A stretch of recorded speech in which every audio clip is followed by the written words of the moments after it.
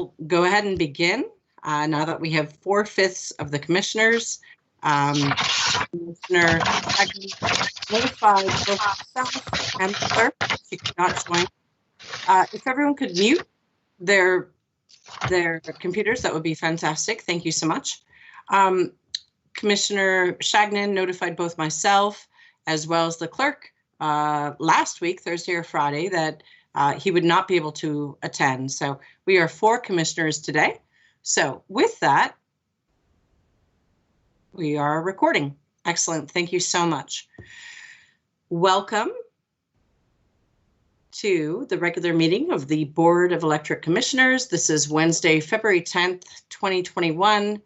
We're a little bit late. Apologies for, not being as useful with your time. We're still figuring out Zoom and Teams and logins, etc. First up on the agenda is the agenda itself. If there are any modifications to the agenda, we have 7 items currently. If anyone has anything that should be recommended or modified, now is a good time to do it.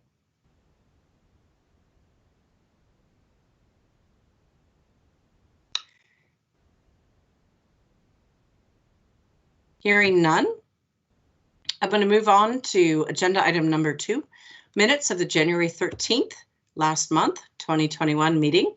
Again, this is an opportunity to comment on content related changes. If there are text edit changes, that is something we can just do directly with the BED staff because there are so many words to keep track of. So any particular content related changes?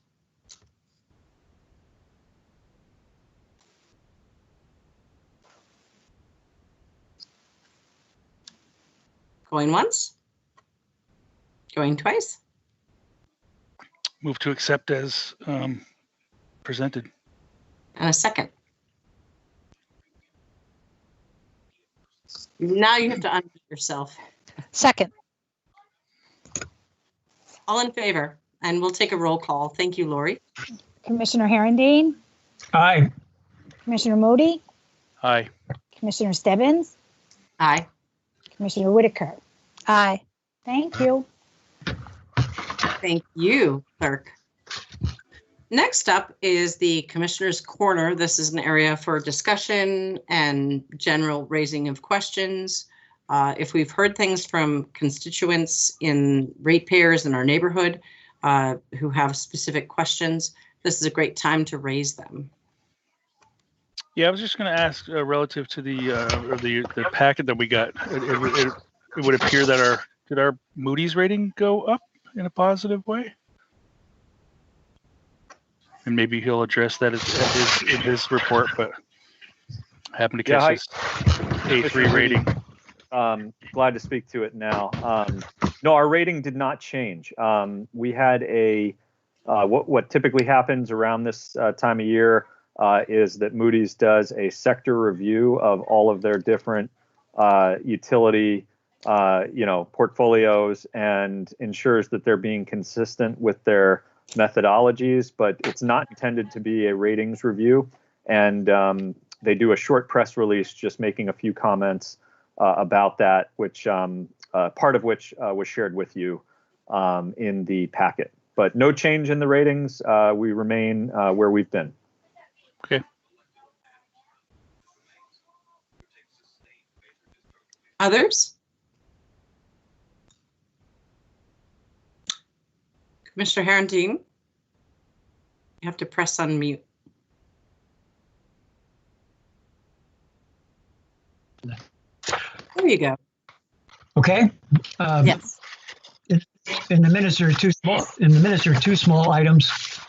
One I'd ask about the question of hula and the degree to which their geothermal is so efficient, because basically it's so close to the lake. James is going to get back to me someday, please. Second, I asked a question about the overall growth issue. balancing off the installation of heat pumps against overall growth and gas hookups and all that. And Darren said someday he'd get back to me on that, and someday would be fine. Just a reminder.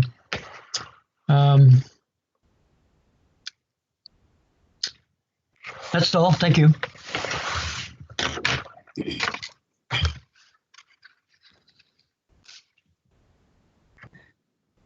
So, Darren, James, do you have a sense on when someday might be reasonable given your current workload? I'll start, Darren. Before the next meeting should be doable. This month has been kind of ugly, so. And on the question of the gas hookups and the heat pumps, I know we discussed it last time. And I think we had kind of mentioned that we track it, or we're looking to track it more based on usage, which we're going to be doing as part of the net zero update that we're hoping to have ready sometime in March. We don't typically track the actual kind of permit data in terms of like how many buildings have come online that are hooked up to natural gas. We're trying to track on the usage side. If you're interested in getting the permit data, we can certainly reach out to the Department of Permits and Inspections and see if they have something there, or see if our counterparts at VGS have something. We don't have that information handy, but we can look into it if that's of interest. Unmute.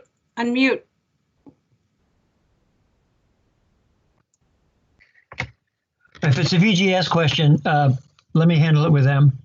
So Okay. Never mind.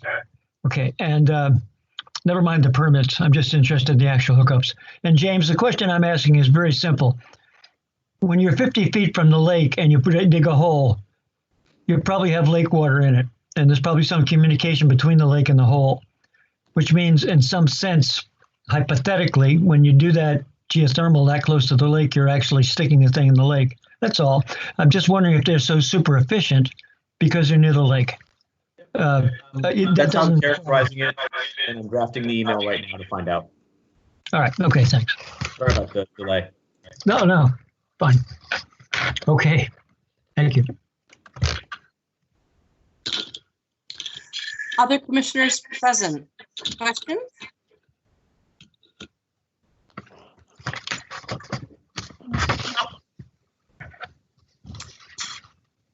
Commissioner Whitaker, you just showed up on my screen.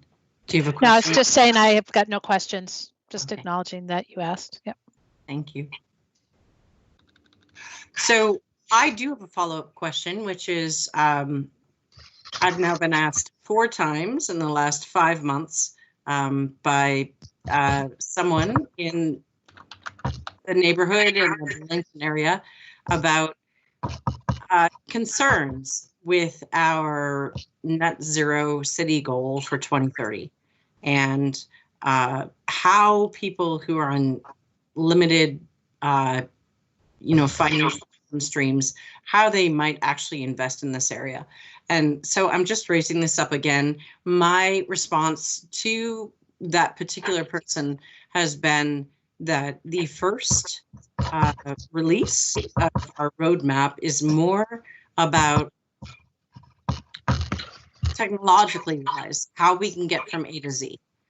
And that following that, we need to start to dig into how to do that through financing, through creative public-private partnerships. But I'd like to flag that this isn't going to go away, and we should definitely dig into this. I am keeping an eye very much so on Department of Energy and whatever the current federal administration might roll out. But I'm looking very much to how do we make this, we all know that the upfront cost is a hurdle. We also know that the savings over the lifetime of the investment are definitely worth the investment. So just flagging that I would love to address this moving forward. I feel like during COVID, it's particularly challenging. So I might just, just raise this and we can revisit perhaps Q3 of 2021. Well, I would just, I appreciate that issue being raised. I think we actually are offering a number of programs that are specifically aimed at helping our low and moderate income customers. Some of them are seeing some levels of success, and in some of them, the offering is there, but the uptake hasn't been there, and we're interested in that as well. With heat pumps and with electric vehicles, we're seeing the percentage of the rebates that are going to low and moderate income customers increasing. Under the green stimulus, I believe we've had 36 low moderate income customers who have qualified for the enhanced rebates for heat pumps, for example, over this most recent period. And obviously, when we do things relative to the electric transit buses that can benefit the broader community, be more accessible. During green stimulus, we launched 0% income qualified loan programs with the credit unions, 3 different credit unions, enhanced incentives for efficient appliances, as well as other technologies. I think part of it as well is the policy piece that we're working on with the city, Chris Burns and Jen Green in particular on our team, supporting the mayor's proposal to have weatherization standards for all rental properties that would apply across the city and bring the benefits of that investment to renters all across the city. So I think that there's a combination of policy and incentives that we're driving at. We had a great event for our staff this past week focused on equity with Jeremy Hayes, who is formerly with Green for All. And we listened to a podcast that he had done on these questions of how to design programs and meet the needs of broader community members, low, moderate income, BIPOC community members. And we had a 1-hour discussion with him facilitated by Jen. And, the message that he gave us was very much that this effort is something that is continuous. You have to continue to build in structures into your programs that can support equity as well as engage with the community and continue to focus on it. So we're, I think, very committed to the structural focus continuing to be there. But I do believe that some of those efforts are seeing some success and others are not yet. And we're curious to learn more as to whether those programs just aren't structured in a way that meets the needs of the community, or perhaps because of COVID, it's too challenging for certain folks to participate, which is also understandable. Thank you. Really appreciate that. I know that Mike Kenrick has sent out gobs of information about all these different announcements. If it's possible to send a really pithy overview of, the efforts and where we're seeing traction, and when we're not seeing traction, what our next steps are, that would be great, because I would love to communicate back to this person who, in my response, we have 9 years, and we have 9 years to get there, and we're going to get there. And so it would be really helpful if I had like a pithy write-up, and I apologize for giving you more work. And thank you, General Manager Springer. Other comments from the corner? Well, I guess I'm commenting back to you, Gabrielle, if that's okay. Yes. First of all, the bill stuffer about the whopping rebate for heat pump got my attention, and maybe some other people too. I have asked previously. I took that rebate. Thank you. And I just got my tax form so I can pay taxes on it. So yes, I appreciate it, and thank you, BED. I have it mentioned in the past, and we've kind of said it's coming, I think, maybe with Synapse, this idea of a really careful metric of how we're doing physically, never mind the money, but in BTUs and pounds of carbon and all that. So I see how that fits in. That's exactly what we're working on for. We have the 2018 data from the roadmap, so we are working on a 2019 and 2020 update with Synapse. We've already contracted. The work is already underway. We are hopeful to release that sometime in March, and that'll be. I mean, just for kind of comparison, the state emissions inventory is only current through 2016. That was the latest data from the state. For Burlington, we'll have data that's really current as of 3 months ago. So I think we're going to be in a good place to really evaluate some of our efforts based on that update. Great. That's impressive. Thank you. Yes, I read the Energy Action Network updates and I'm like, it's so late. It's 4 years ago. So kudos to you all. Other comments from commissioners in the commissioner's corner? Okay, so moving on to the GM update. Darren, this is you, followed by financials. Excellent. Thank you so much. So I think we touched briefly on the green stimulus announcement, but I do want to spend just another minute on that.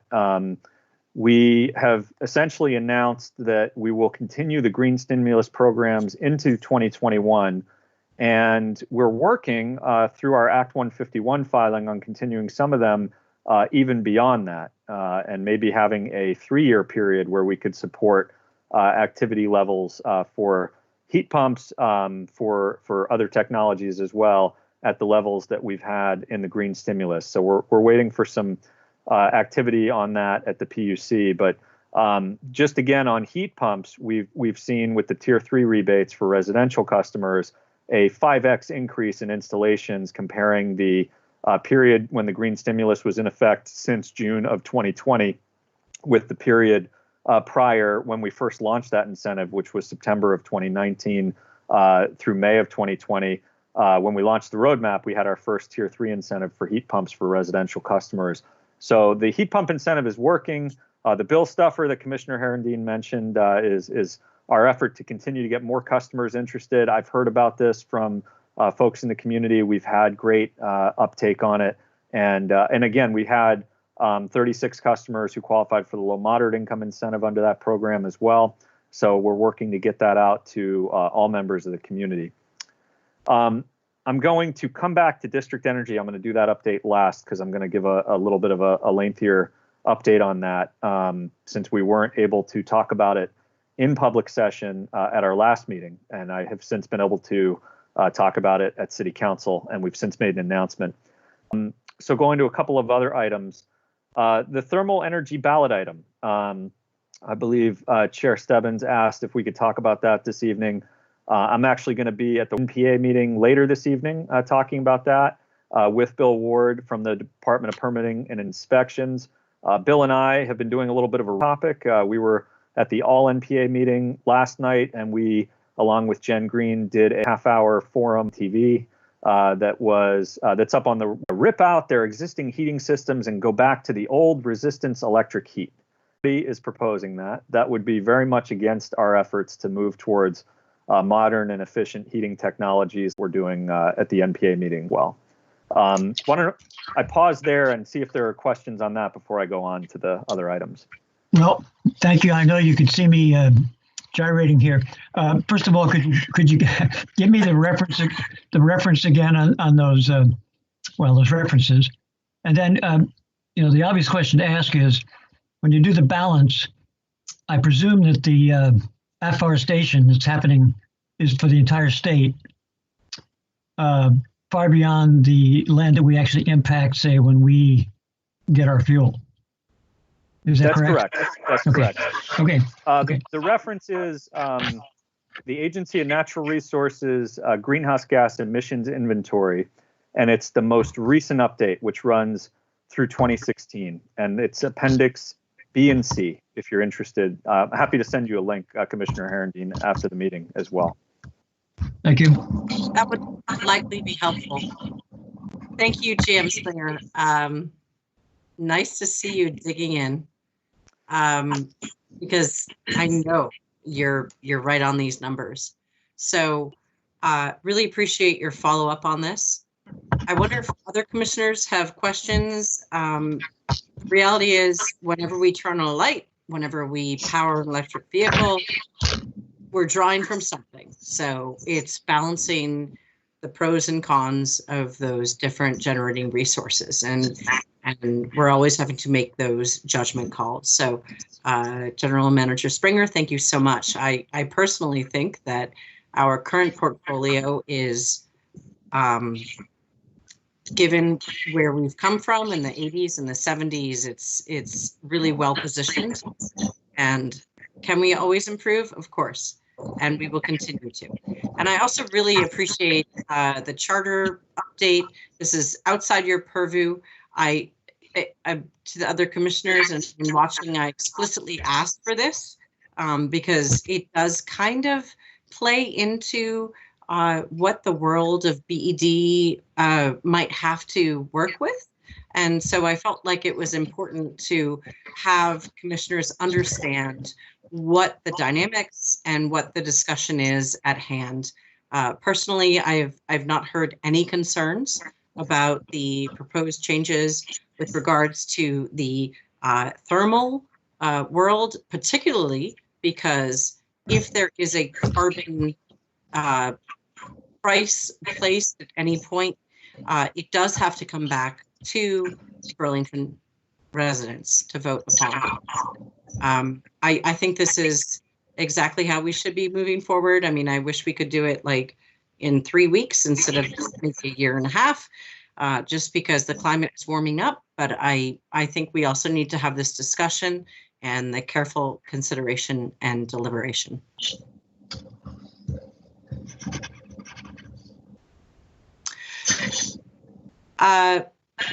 Darren, normally you have other oral updates. Are there other things you'd like to highlight? Yes. Let me continue to a couple of other items. One of which is we are continuing on the legislative side to track activity related to arrearage assistance. We offered testimony on this in the Senate Finance Committee and also spoke to it in the in another committee that was on unrelated testimony in Senate Natural Resources and Energy. We spoke to this issue as well. There seems to be broad interest. Currently, there is a discussion around a package from the prior federal legislation that is meant to assist renters. And there may be certain housing and utility arrearage assistance available for renters with certain criteria in the not distant future. If that becomes available, our team is pre-positioned to reach out to folks who may be affected. I know our customer care team is prepared for that, and our finance team is prepared for that. So we will certainly move as quickly as possible if that assistance becomes available. And we've also shared, all of the utilities have shared with the federal delegation the need for further broad assistance on arrearages. The need statewide, I believe, is at a minimum around 16 million of overdue or back payment arrearages that are above and beyond what would normally be expected at this time of year. So we're obviously a part of that. But for all the utilities to be coming together, making this pitch to the state and federal delegations is important, and I think we're hopeful there will be additional assistance for our customers. Beyond, may I ask a question? So we have our typical budget adjustment process in which we sort of true up last year's fiscal year checkbook. And right now, several committees in the legislature are looking at what to do with our current funds, and there are quite a few funds from the federal level to address COVID relief. Do you feel that there's a chunk set aside to address this specific question?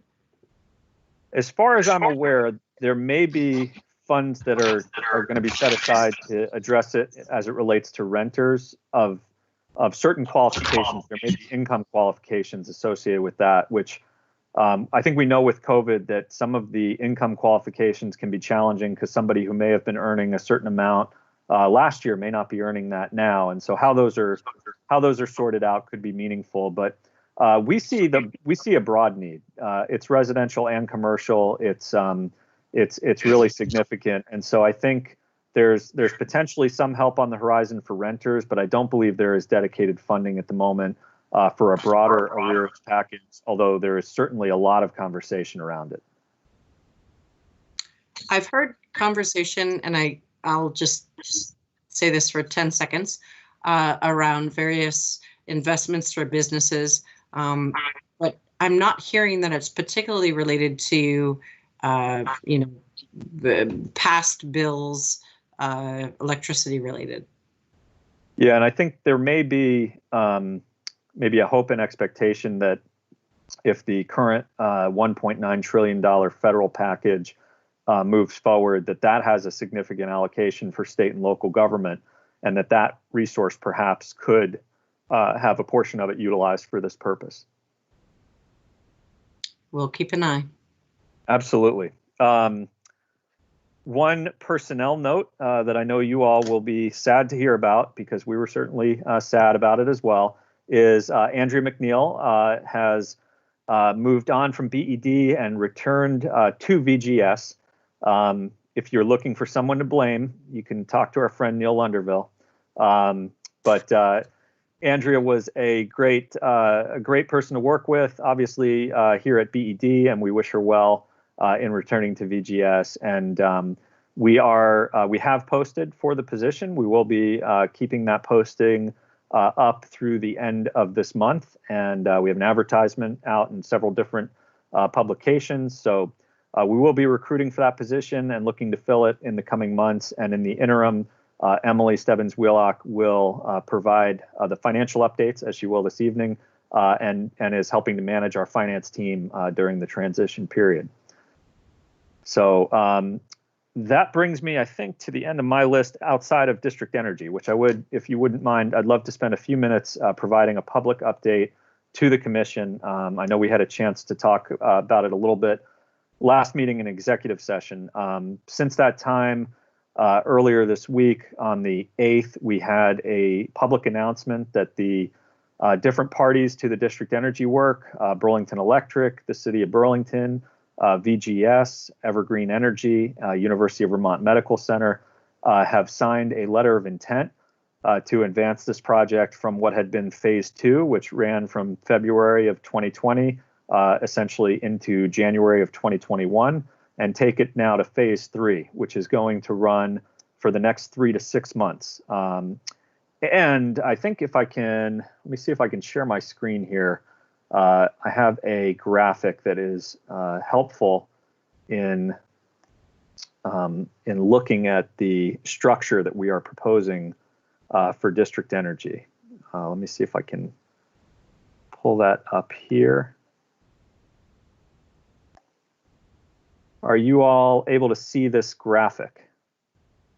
Yes, but if you could zoom, that would really help my very young eyes. I am happy to. Let's see if we can make it a little larger there. Is that a little bit better? That is better, thank you. Great. So I'll walk through describing, this is part of the work we did in phase 2, was really to develop an operating model that would overcome some of the constraints that we've seen with district energy proposals previously. And so the concept here is McNeil obviously is the starting point with the McNeil joint owners. We would have waste heat as well as additional steam provided from the McNeil facility to Evergreen Energy. Evergreen is our partner in this effort.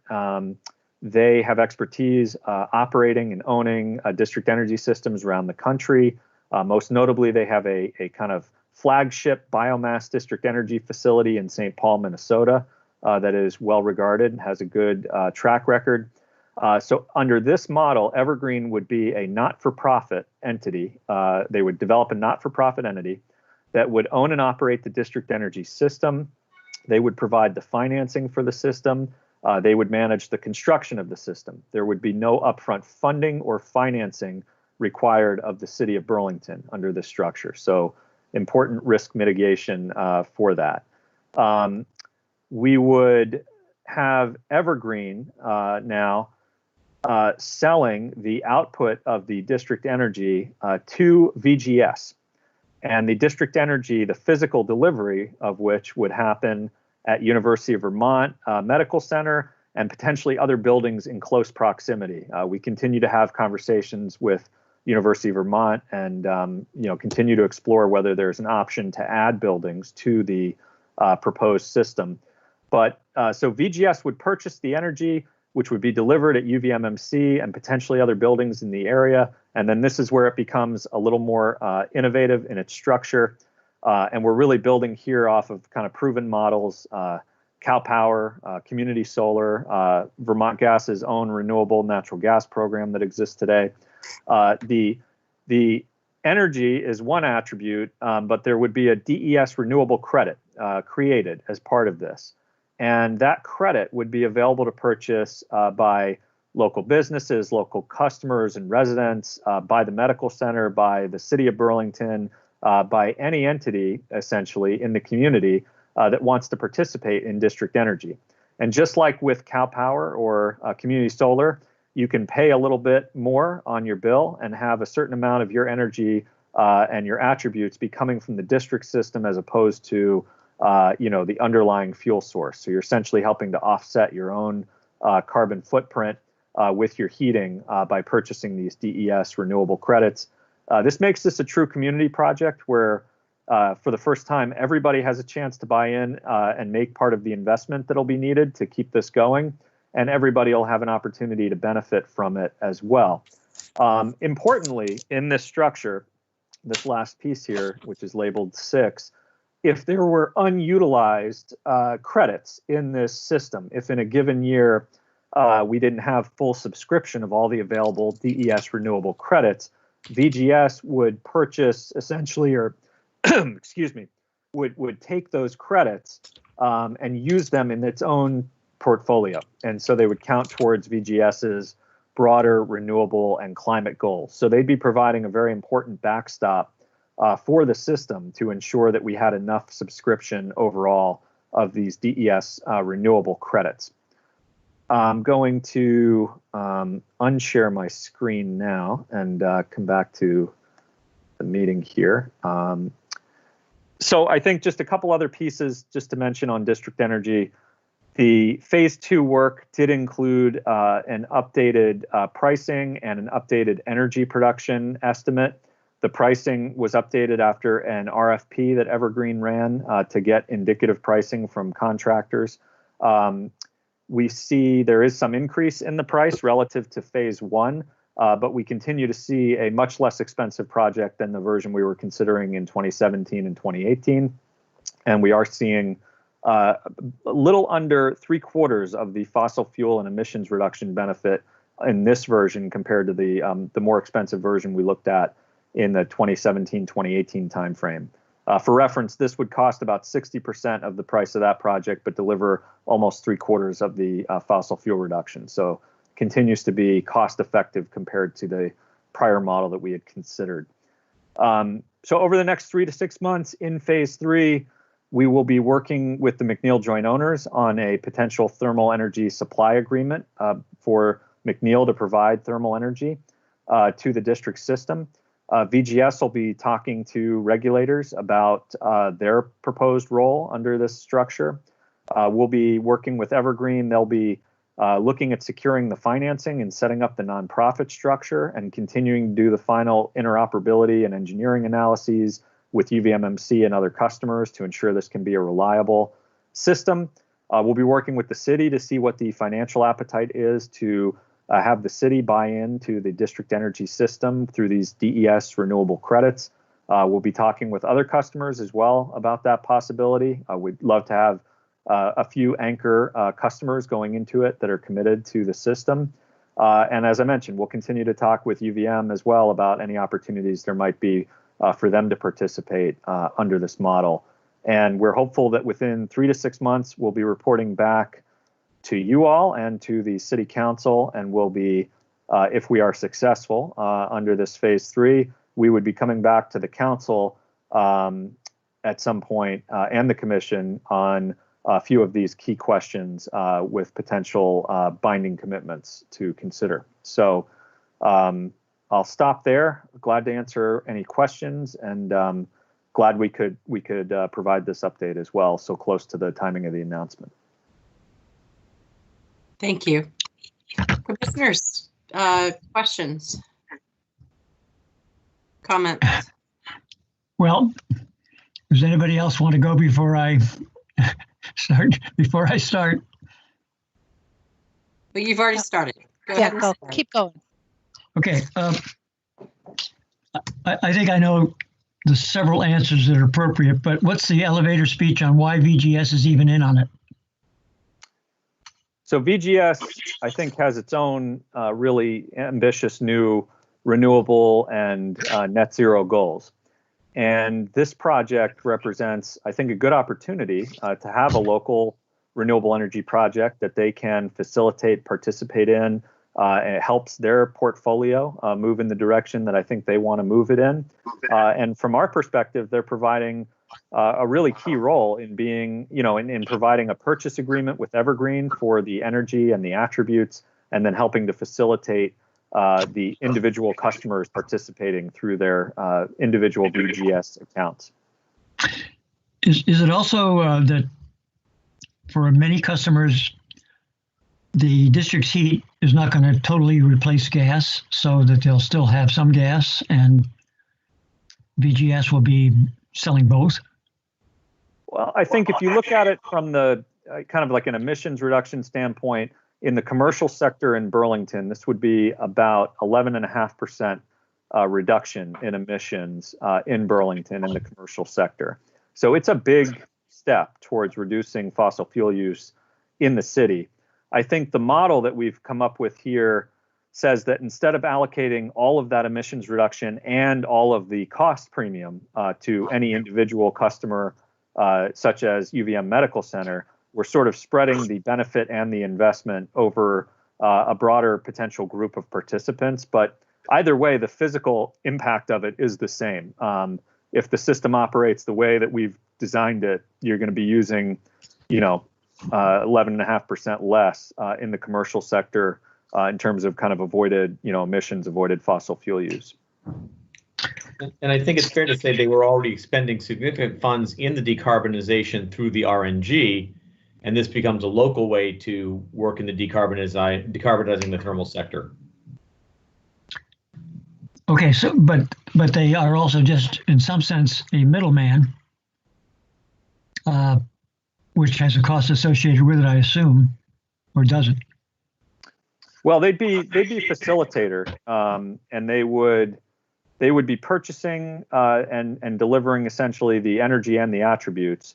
But as mentioned, they would also potentially be having some of those attributes flow to their system. And I do believe that they are committing to some serious renewable goals. And, the electric sector has a diverse array of renewable options right now. We have a number of technologies that we can look at. I think in the thermal space, it's more of an emerging field. And certainly there is renewable natural gas. There's some opportunities potentially with hydrogen. But this represents a big opportunity, I think, to move in the direction that they want to move. And so I think that their motivation is partly based on that. Okay, but for the only client we have at the moment is the medical center. Would VGS have any serious role in that one, or are we talking about other potential clients later on? If the medical center was the host of the district energy system and we did not add any other buildings, this model would still work, and VGS would still participate under the same type of structure. If we add UVM buildings, for example, then you're really just looking at having an expanded steam system, and that operationally Evergreen would need to manage that perhaps a little differently. The financing and construction and routing would be a little different. But VGS's role, as described in this model, would be similar in either scenario. They would have a purchase agreement, and then they would facilitate the distribution of the district energy credits. Well, okay, the credits I understand, but I still don't understand why, if we had only the single client, the medical center, VGS would need to do anything. Well, absent VGS participating in that way, you would have to have some sort of an agreement between Evergreen and the medical center to have a separate fuel delivery. VGS is already the fuel provider, for the hospital. You also would lose out on that ability to kind of have the DES renewable credits available to everybody with a VGS customer account. Yeah, and I think that's the big, in my mind, Darren, the big sort of one of the big breakpoints here is that this allows UVMMC to decarbonize for less than the full size of the district energy system in year one, which is perhaps a bigger bite than they may want to take in year one. It spreads that ability to deal with that premium. It's not a premium against RNG, but it's a premium against non-renewable natural gas. And it gives you ability to move that around a little broader. Okay, thank you. That leads to my second question. There are three, don't panic. The renewable energy credits, whatever they're called in this particular system, we start with owning them, right? And we could retire them, but we're once again discussing the idea of selling them and trading them, which is something that we do at BED, and we touch on every once in a while about some distant futures date in which we might actually retire them. But likewise here, are we going to commit right from the start to trading them? And also along that line, if we sell them and we still want to be renewable, where do we buy them? So this is a little different than the renewable energy credit discussion in the electric sector.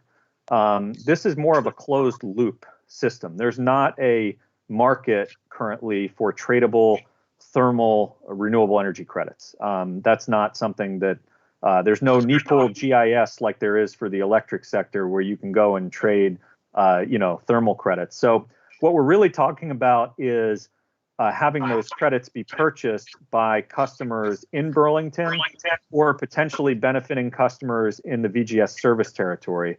But in either respect, we're talking about the benefits staying in Burlington and or in northwestern Vermont, essentially.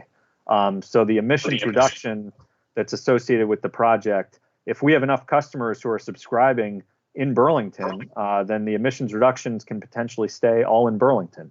If in a given year, half of that is subscribed in Burlington and half goes unsubscribed, for example, then VGS would have that come into their portfolio, benefiting not just Burlington, but their other customer base as well from an emission standpoint. But we are not talking about having these credits be monetized and sold out of the state of Vermont, for example. That's not something that is part of this model.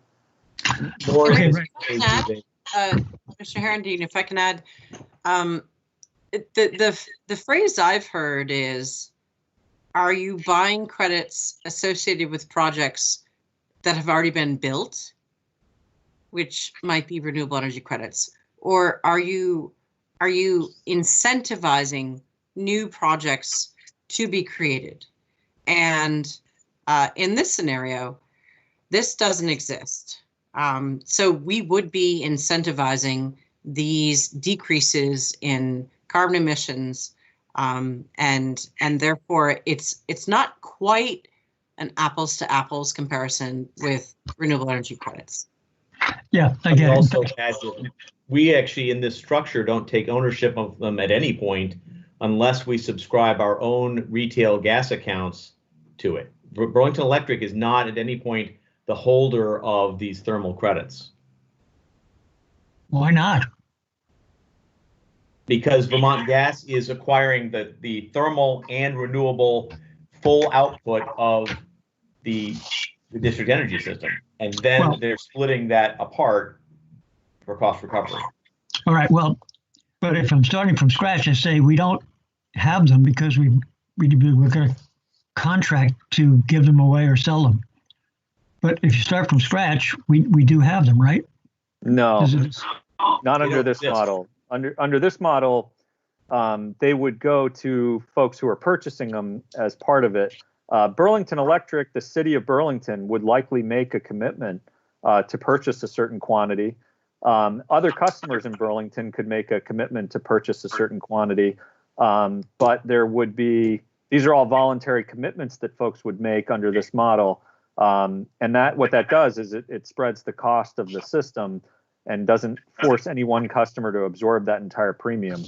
But I appreciate the point you're making, and I want to reemphasize the emissions reduction benefit here, regardless of the kind of distribution of these credits among the different customers, are staying in Burlington and or in the VGS service territory, depending on how much voluntary subscription there is versus how much goes unsubscribed. So this is not something where we're selling credits outside of the state of Vermont. That will not be a part of this project. There's no structure to do so. They have to be retired in Vermont because it would be a unique Vermont creation. Commissioner Herendeen, you said 2 out of 3 questions. What's your third? Yeah. This is the usual nerdy one. There's some numbers about energy supplied in the most recent memo, so I tweaked them a bit and decided that I could increase the thermal efficiency suitably defined of the McNeil plant from the usual 25% up to about 30% by crediting that energy delivery you talked about. I know I've asked this question before, but I'm popping it out there again. Is that a reasonable number? And I guess that's for James at some future date. If you supply that much heat, and you call heat, well, depending on how you're reckoning, 5% increase, 25 to 30. The immediate gain is the recovery of the waste heat, which isn't occurring right now. I mean, that is the clear win. Is this structure includes recovery of waste heat that is this point lost to everybody. As to whether that exact math is correct or not, I'd have to do the check. But the waste heat, we've made sure that the waste heat recovery is remaining a part of all iterations of this project for that reason. Okay, but it's a 5% is a ballpark. It's not 40%, right? No, that's correct. I don't think it's in that magnitude. No, I think it's closer to your number, but if you want me to actually check the number, I certainly could. When we've talked about it previously, that's very much in the ballpark of the estimates that we were looking at. Okay, thank you. Given that we're 26 minutes late, I do want to just ask Commissioner Whitaker, Commissioner Moody, do you have questions you'd like to raise? And then otherwise we'll move on to agenda item number 6. I'm good, thanks. Thank you. Thank you. Okay, and I just want to flag that this particular discussion has only been going on for a couple of decades, so I suspect we can continue it next month as well. And really appreciate General Manager Springer and James Gibbons for following up on Commissioner Herendeen's additional questions. We did not yet get to the financials. Will that be Emily?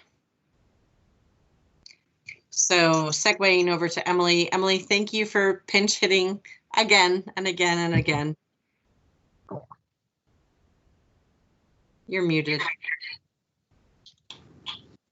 Thanks, no worries. Let me pull up my screen here.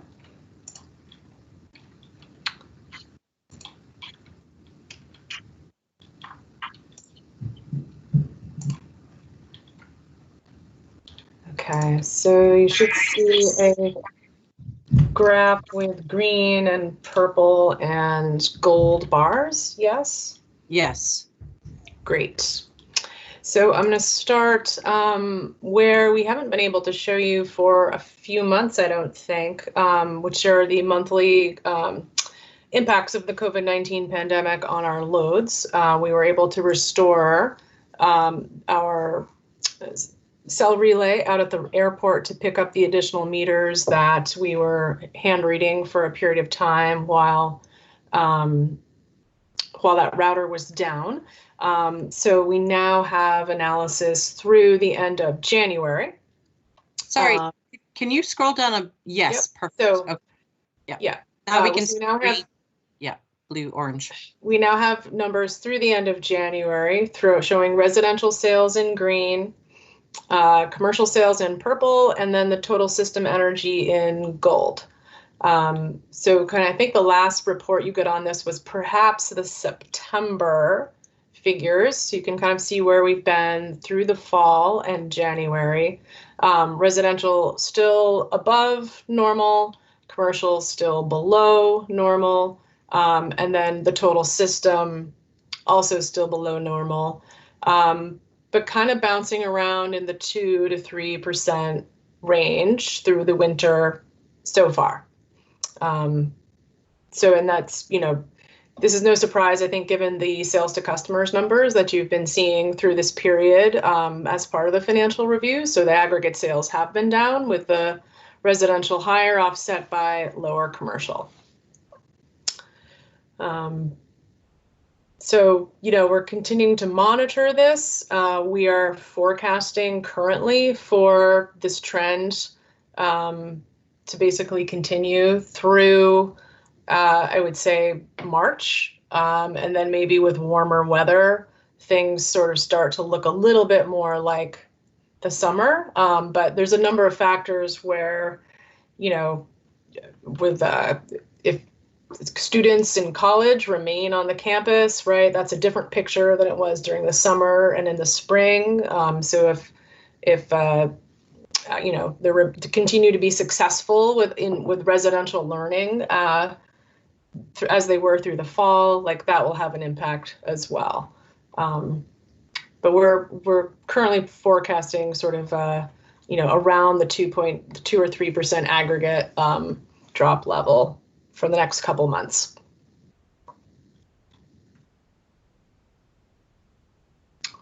Questions on that? If none, I will switch over to the December results. Yeah, switch. Okay, and I have switched, and can you see the financial review now? Great, thanks. Okay, so for the month of December, we had a net loss of $684,000 compared to our budgeted net loss of $455,000. So we've closed December $230,000 worse than budget. Drivers of that are where we just left off, the sales to customers down $152,000, with commercial down greater than residential. So residential doing a little bit of an offset, but not enough to turn this into positive territory. Other revenues were favorable by $154,000, mostly driven by EEU. As you know well by now, there isn't a corresponding offset under operating expenses, which is tucked into this line against those revenues. Power supply revenues were on budget with zero. Coming down now into the expense side, power supply expenses were favorable by $65,000. That was a combination of things. Fuel expense was down because McNeil was offline compared to budget. So McNeil production was down about 14%. So we saved on fuel. That was offset by higher purchase power and transmission expense, primarily driven by ISO New England transmission costs. In the operating expense, we're favorable here by $183,000. Some of that is timing of outside services and largely EEU, and we had some favorable variance due to timing with our Tier 3 expenses. Coming down, let's see, gain loss of disposition. This $35,000 is strictly timing. We'll see an offset to that in January. Coming down to other income, the city instituted a hazard pay bonus for folks who met certain criteria for working on site during COVID-19, which we participated in. So there was an unexpected expenditure related to that in the other income. And then the rest of that is less customer contributions to capital projects, which has also been a recurring theme this year as capital projects have been delayed due to COVID. So on the year, we are at an actual net income of $582,000 compared to our budgeted target of $943,000. So $361 worse than budget. And we had been forecasting kind of a turn into negative territory based on our sort of load analysis, right? Assuming that sales continued to be depressed due to COVID.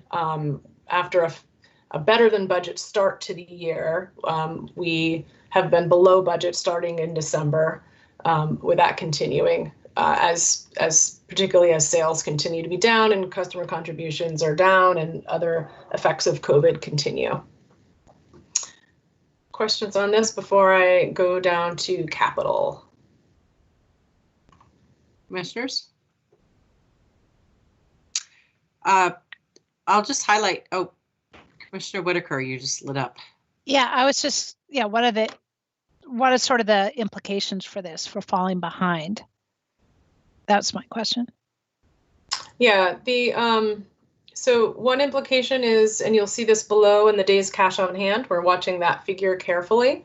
So basically, we're taking in less than we're spending. As we fall behind, that's the result, and will affect our days cash on hand and our liquidity. I think to show go ahead. I'm sorry, I didn't catch that. You just have to scroll down so that appears. Oh, yes, okay. I wasn't planning to go there now, but I certainly can if that's of interest. So, so our cash as of December was $7.8 million, compared to our budget for cash at this point was 1.3 million greater than that. Most of that difference, however, is due to our starting cash position on July 1 being worse than we had planned for it to be, also because of COVID expenses, kind of affecting the latter half of FY20. So we ended 20 in a worse cash position than we had forecast or budgeted to. So you can see here our days cash on hand are at 105. We want to be no less than 90. So we're still safely above that. But as we forecast every month and monitor, we're certainly watching that number. And while I'm here on the metrics, I will point out that we've added this column here, the 3-year average column. This is a new addition to the table. We put this here because the Moody's scorecard that they use in computing our ratings uses a 3-year average of these numbers as opposed to a single point in time fiscal year end figure. So that's relevant not for the debt service coverage ratio, because this is a target set by our general bond resolution for the revenue bonds, but for these two, that's not helpful. The adjusted debt service and the days cash on hand, Moody's does use these two, and the 3-year average is what they look at. So we added that as additional information for you.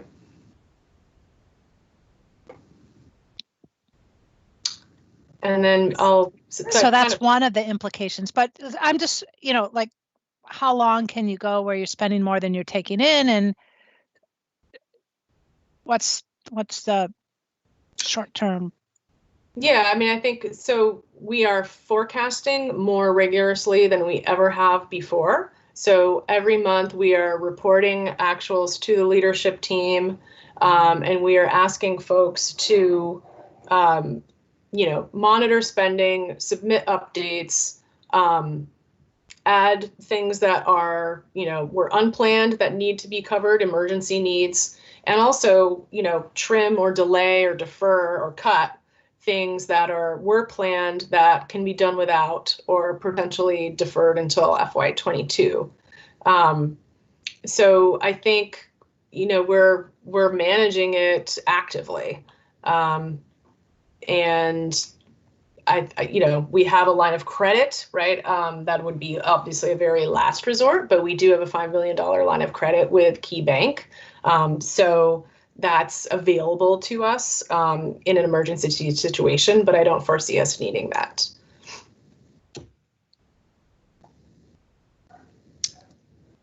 Commissioner Whitaker? Yeah, that's helpful. Yeah, it's helpful. And I know it's we're only in not even done with Q1, so there's plenty of time. Actually, no, because this is till June 30th. So correct, right? We're halfway. Yeah. Yeah. Yeah, I'm anticipating you'll give a little bit of perhaps next month a snapshot in terms of all the additional analyses you've been doing, and I know there was quite a bit in the update, but I think for potential viewers that would be super helpful just to show how you guys are, scenario A, scenario B, scenario C, planning for things moving forward. I think if I could just add for the commission, I think we're doing a heck of a job managing the impacts of COVID on FY21. I think to get to the points that you're, getting at is going to be what happens in FY22, because we are seeing the continued impacts of COVID both on the sales to customers with the arrearages, and then as well we've seen the capital project disruption that's continued due to supply chain impacts and customer capital projects not moving forward. So we are going to be, working on our budget for FY22 over the coming couple of months, and would expect to provide something in draft form to the commission in April in advance of a final budget in May. And these are all questions that we're going to be exploring, looking ahead, trying to get a sense of the continued COVID impacts, conscious that we haven't raised rates in 12 years, and looking at what the needs may be. And I think as we dive deeper into the FY22 budget process, while simultaneously monitoring how we're doing in 21, some of the picture will become clearer for us in terms of what the right next steps will be. Thank you. Yeah, and there's also, a lot of questioning as to how Burlington Electric has managed to keep rates exactly where they've been at for 12 years. So frankly, as someone who goes grocery shopping regularly, I am paying more for most of my groceries than I did 12 years ago. So I think that conversation is likely ripe to emerge and be held here as well as beyond and before the PUC. Other questions from the commissioners? Otherwise, Emily, we made you jump around. Are there other key points you would want to highlight in the recorded session? Just, the only remaining piece that is normally covered for you all that I didn't get to yet is the capital spending. We are about 51% overall spent through the capital budget on the year at the halfway point.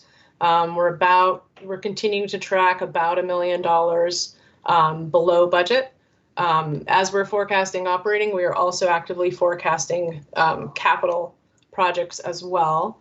And many of these notes here are similar to reports you've received in previous month.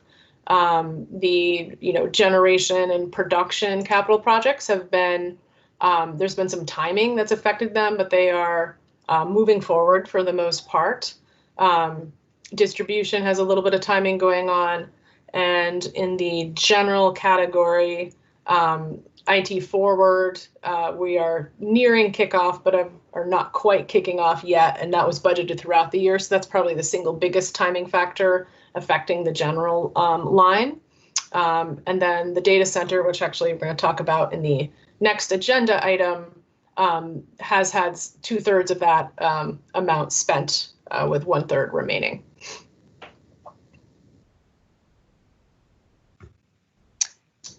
That concludes my report, if there are no more questions.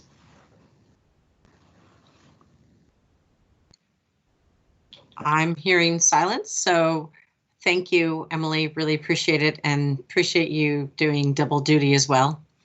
We're going to move on to agenda item number 6. This is the VELCO Data Center Co-Location Agreement. This is a discussion and a vote, and Emily's back up along with Sue Fritz. So thank you very much, and apologies that we are late. Certainly, no worries. So there was a memo on this in your packet, which I'm happy to pull up if that would be helpful. I think for viewers that would be. Okay, I can do that and just walk you through.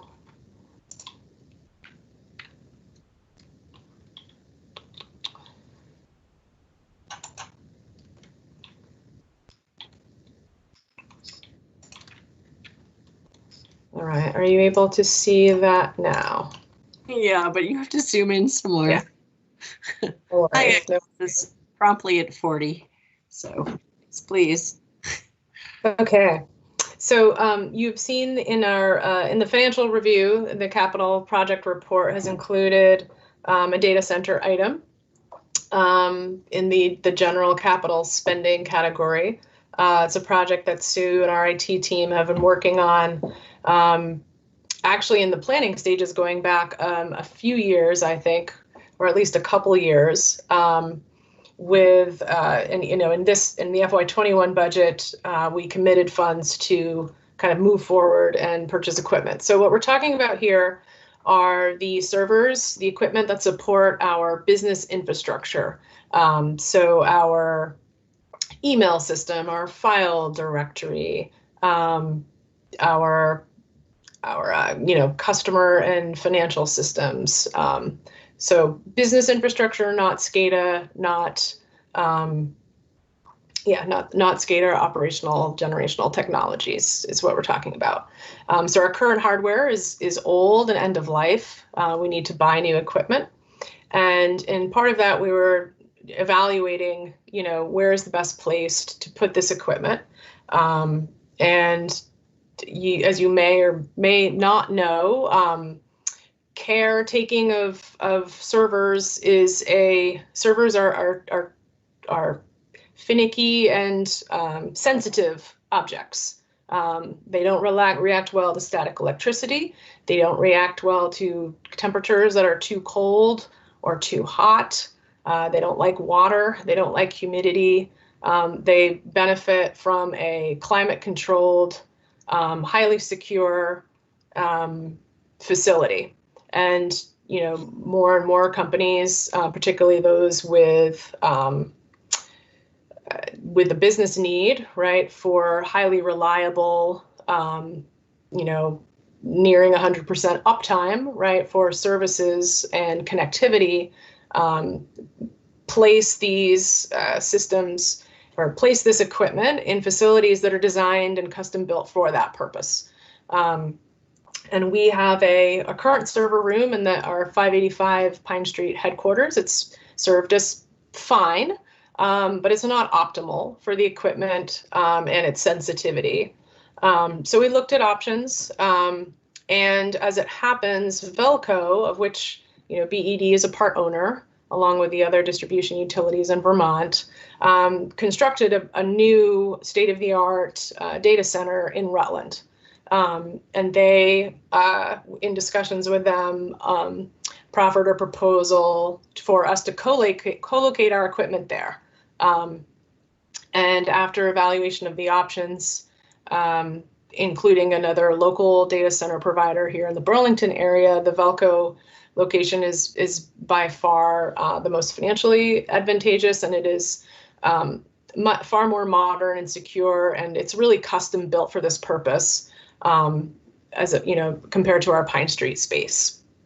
So what we're seeking from the commission tonight is a recommendation to take to the Board of Finance an agreement to co-locate our equipment at the Pinnacle Data Center facility in Rutland, owned by VELCO.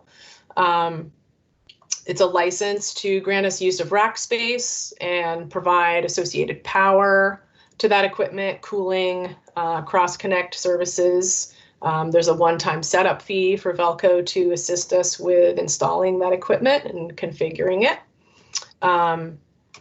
It would be an initial agreement of, this says 5 years, that we've actually subsequently been talking with VELCO about maybe taking that down to 3 years.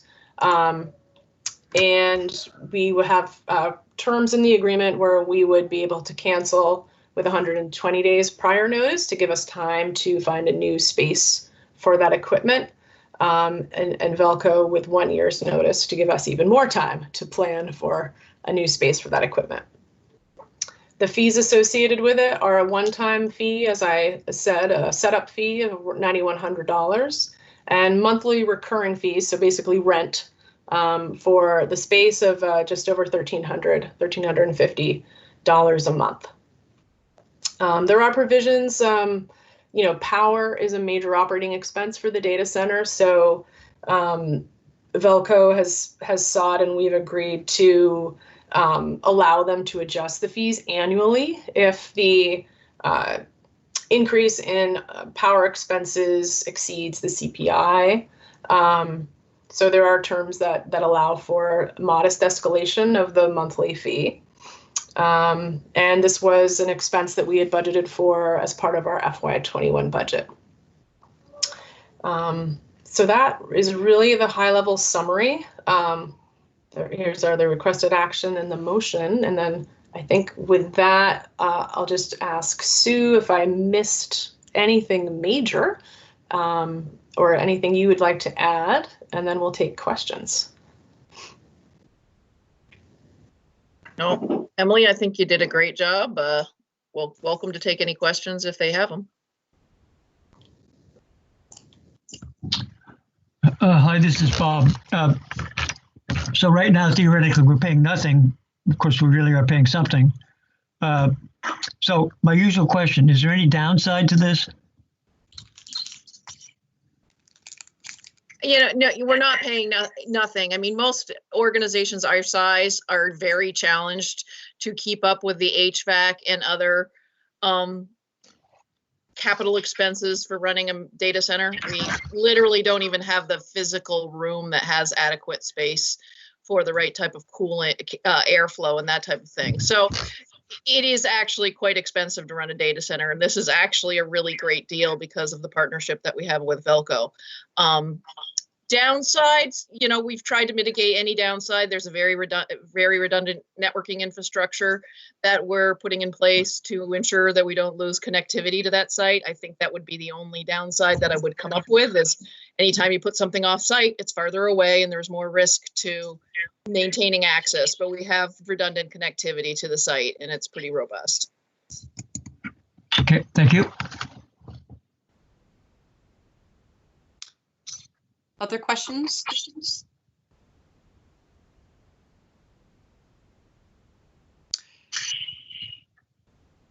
This seems like it makes sense to me, and financially it's not a massive burden. And Sue, given your answers with regards to location, I feel like there's some general sensibility to this. I wonder if folks are feeling like it might.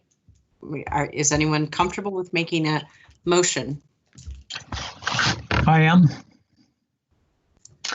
I recommend that City Council authorize the General Manager of BED to execute a co-location master services agreement with VELCO, subject to review and approval of the City Attorney's Office. I'll second that. All in favor? Lori, if you don't mind taking roll call. Commissioner Herendeen, Aye. Commissioner Moody, Aye. Commissioner Stebbins, Aye. Commissioner Whitaker. Aye. Thank you. Slam dunk. Thanks very much. Thank you. Loving your pictures. A little close to home right now. So last on the agenda is the commissioner's check-in. Thank you, Sue, also for joining in. Are there any follow-up comments, questions from the commissioners or the staff? Okay, so BED staff, thank you. I know you guys are like pulling everything together and still advancing every type of incentive you possibly can, and I greatly appreciate it. If anyone wants to make a motion to adjourn. So moved. And a second. And Lori? Who gave me a second? I'll second, Bethany. Thank you. I saw a nod from Commissioner Herendeen, but it's better to have it be verbal. Commissioner Herendeen, Commissioner Moody, Aye. Commissioner Stebbins, Aye. Commissioner Whitaker. Aye. Thank you. We adjourned at 6:58. Perfect. Thank you, guys. Be well. Thank Thank you, you. guys. Thank you. Stay healthy. Thank you.